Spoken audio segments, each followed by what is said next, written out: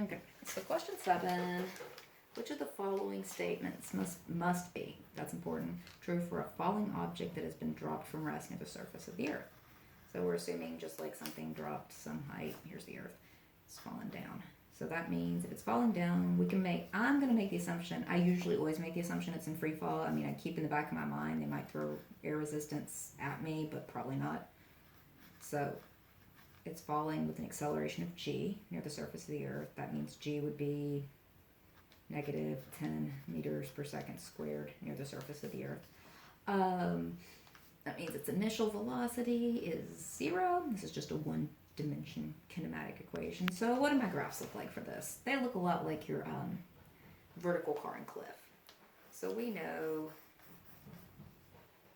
that it would start off positive x, let's say that the ground is 0, and it's going to start off like near flat, and it's going to gradually look like this because it's velocity. Remember, position versus time, velocity is your slope.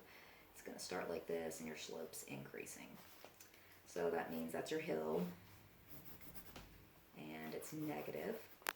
So that means that your velocity versus time, it starts from 0 because it starts from rest. It would look something like this. And your acceleration, of course, would be g, which would be negative 10 meters per second squared, because it specifically says on the surface or near the surface of Earth. So you got something like this. So let's look and see what they said. The speed of the object increases by 9.8 meters per second. Oh, they're using 9.8. Well, that's close to 10. Meters per second during each second. Now notice their favorite trick. It says speed. So if I was just looking at the speed, not the velocity, then this graph might, well, we really wouldn't be concerned with the direction of it. We'd look at how much of this is increasing each second. Well, remember the slope of a velocity versus time graph is acceleration. We know its acceleration is negative 10, so that's probably something like this. Okay, so let's say this is 1 second, this would be 10.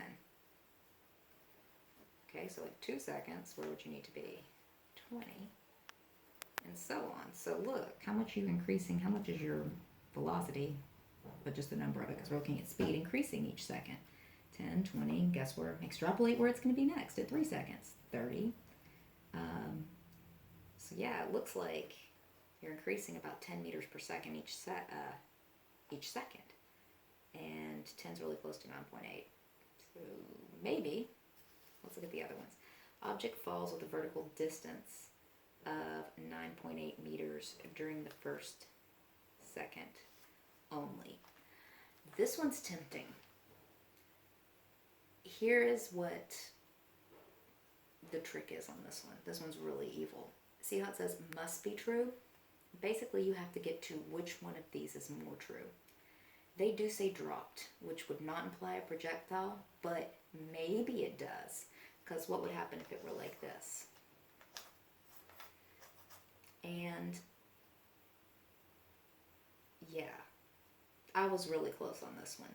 But this one is more true than this one. So I guess you could take air resistance, but that would kind of mess with the acceleration and things like that. This one, I guess, just has more kind of factors that could throw it off. Let's look at the other ones just to make sure. The object falls a vertical distance of 9.8 meters each second. Well, that would be impossible because that would just be like, it would be even. That's not how stuff falls. That would be like, it falls just like at a constant rate, like. And then the speed of the object as it falls is a constant 9.8 meters per second. Yeah, that's the same thing. These two say the same thing. Also, the fact that they say the same thing would be a huge red flag to eliminate them. But anyway, the answer is A. This was a tricky one because of answer B. So